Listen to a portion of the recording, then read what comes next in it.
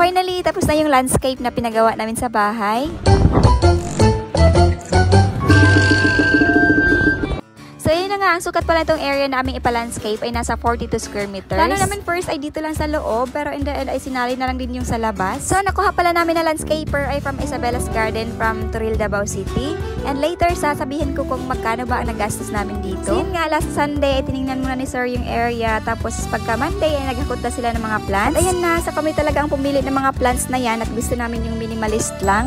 So, ayan naman ng masyadong maraming plants, assorted plants. So, ang gusto namin yung uniform lang. Tapos, hindi siya masyadong tataas. Eto, bibigyan ko na lang kayo ng idea kung magkano ba ang mga plants na to para baka sakaling bibili kayo at kayo na lang yung magtanim. So, eto, Pokyanti daw ang pangalan nito na ang size nito ay 6 feet.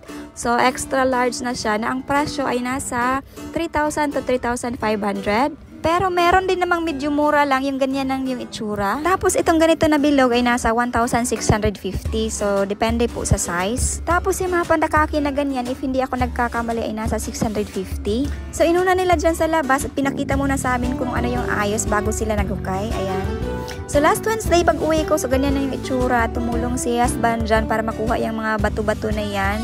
So, dyan kasi nagmix ng semento nung ginawa itong bahay. So, by the way, dalawa lang pala sila na nag-landscape. Tapos, andyan yung pamangkin ni husband tumulong din na matanggal yung bato.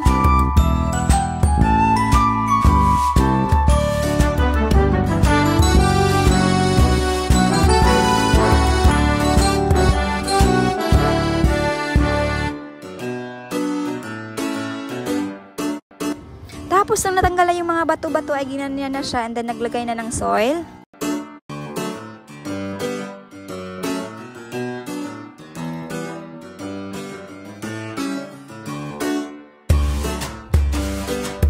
Nung na-ready na ay, ayan, naglagay na sila dyan ng Korean grass. So, ang presyo pala niyan ay 350 pesos. So, siguro ang naubos nila dyan ay 4,000 pieces. So, eto pagkatapos ay dinilig ni husband and then hinarangan itong mga pots para maging stable siya. Yan yung itsura kaninang umaga and then pagkahapon ganito na, pininturahan ni husband ng bricks.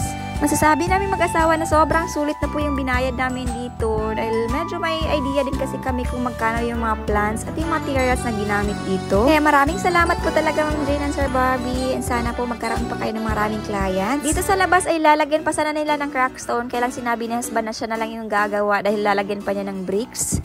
So, nagastos po namin lahat dito ay 70,000 package na. Again, sulit na sulit po talaga. And also, binigyan din nila kami ng fertilizer na 2 uri. Anyway, kung gusto nyo magpa-landscape, tas yung affordable lang, so meron po yan. So, depende po sa budget nyo. So, may 5,000, 10,000, 15,000, 20,000. So, depende po. Yung ibang landscaper, 50% po yung talent fee nila. So, halimbawa, 10,000 yung materials and plants.